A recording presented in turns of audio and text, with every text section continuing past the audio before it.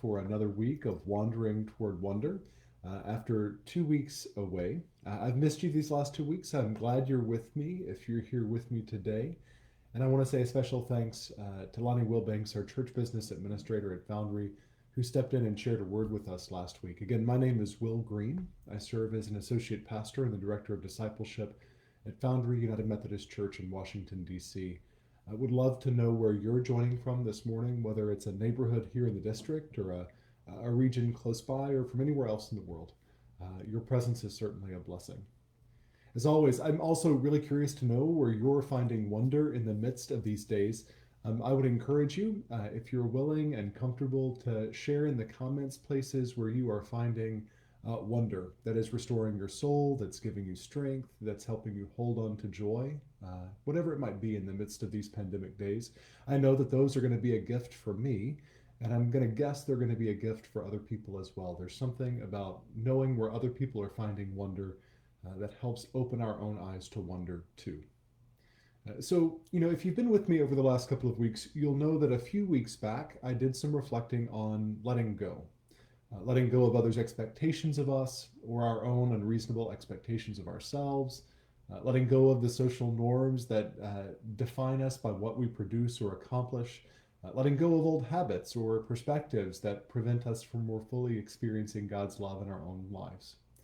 And it's been a pretty common theme, actually, for me during this period of intersecting pandemics we find ourselves in, both that of COVID-19 and the reality of ongoing violence and harm being done to Black, Brown, and queer people, often through state-sanctioned violence, to think about this work in this season in particular of letting go.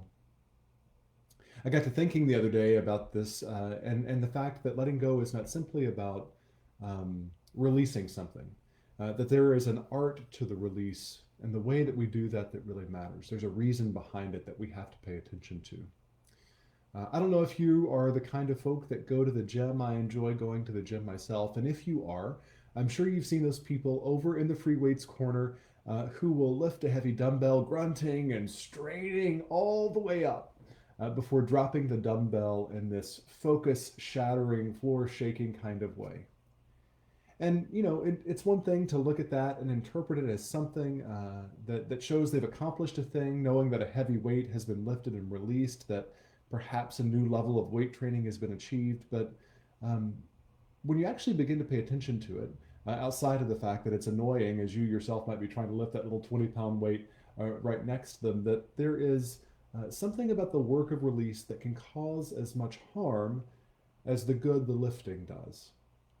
Muscles can be damaged, our bodies can be harmed and impacted by the way we let go of things. And the more you learn about weightlifting, at least, the more you learn about the ways it's not simply about the lifting or releasing, but the form that you use when you're doing both, and the way in which that form, properly observed, helps you build strength and endurance to continue expanding your own capacity for lifting even heavier weights. So it's not just about the lift, it's also about the release, and truly about both. The Bible is full of stories of people letting go, of people releasing things. In the Gospel according to Mark, in the second chapter, there's a story of a group of friends who are so desperate to find healing for one of their companions who's paralyzed that they climb up to the roof of a home where Jesus is preaching, and they dig a hole through the mud and thatch roof, and they lower the man down into the room in front of Jesus, literally releasing him so that he might find healing. When Christ calls the first disciples in the Synoptic Gospels, there is a moment in each when they are invited to follow, and Scripture not only records the fact that they did follow, but records the action of their laying down or letting go of their nets. In the Gospel according to Matthew, Christ invites those who are weary and heavy laden to lay down their burdens and take up his own, promising that when they lay those down, when they release them, there is healing and rest to be found. Each time something is let go, it's let go so that something new can happen. The paralyzed man is healed. The disciples become fishers of humanity. Those with heavy burdens find rest. The work of letting go is not simply, I don't believe, about the instant gratification of more space on our to-do list, or more opportunity to binge your favorite new Netflix show. I've been watching Space Force myself. It's also not about the desperate action of one who has worked themselves to weariness, and I've done this, and can do nothing more than to let go because we're burned out.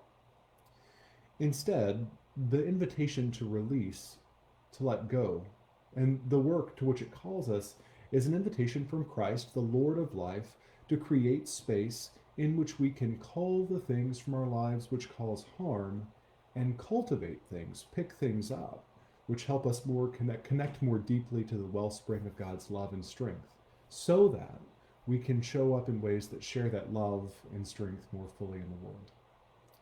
There is an art to our letting go, an intentionality it requires of us that we not simply empty our to-do lists, slow our minds, or still the voices clamoring for our attention because we have to, whether because of life circumstance or global pandemic or burnout, but so that in the stillness and silence and freedom which that letting go gives us, we might begin in time to listen more intently for what God might be speaking to us in any given moment, to begin to pick up practices and habits or cultivate relationships which bring us life or joy or hope or a sense of purpose that was previously absent in our lives.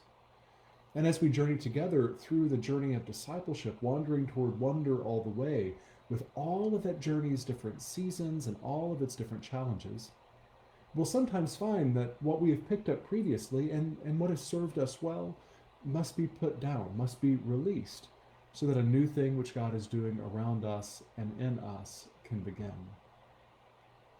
During this time of pandemic, a lot of us have been forced to slow down. We've had to cancel social engagements, to change spending habits, to shift the way we're relating to one another. The familiar practices that shaped the rhythms of our life, going to the gym, or to worship, or to small group, or staying late nights at the office, have all had to change. And I'm going to guess, and I'd encourage you to share these in the comments if this is true for you, you have all found space that you didn't know you needed, but that you desperately did during this time. Space to rest, to reconnect to yourself, to reconnect to an old friend, to reconnect to God, whatever it might be. And today I want to invite you to do something really practical with that information, particularly as we begin the process of reentry and we begin to see all the various ways that life is resuming its old pace. I want to invite you to pay attention to the art of the release that has happened in these days. Don't fall prey to the temptation as things begin reopening to immediately refill your schedules or resume activities which you've been made to release. Take some time in the coming weeks to make an inventory of the places where space has been created in your life. Make note of the ways in this season, even when it's been difficult, you have found wonder or joy or new life. Ask yourself the question, what practices, relationships, or habits have you been able to attend to or create that have given you life? And I'd invite you to share those in the comments if you want. What practices, relationships, or habits have you had to release in order to pick those new things up? Seriously, y'all, make an inventory of these things. Write them down if that's the way you do it. Share them with a good friend who can help hold you accountable to thinking about them. Maybe share them in a small group if you're part of one of those at Foundry. And then I want to invite you to take that reflection as we begin moving into whatever comes next, and let it be a roadmap for the journey ahead, not simply a reflection on life during a time of pandemic.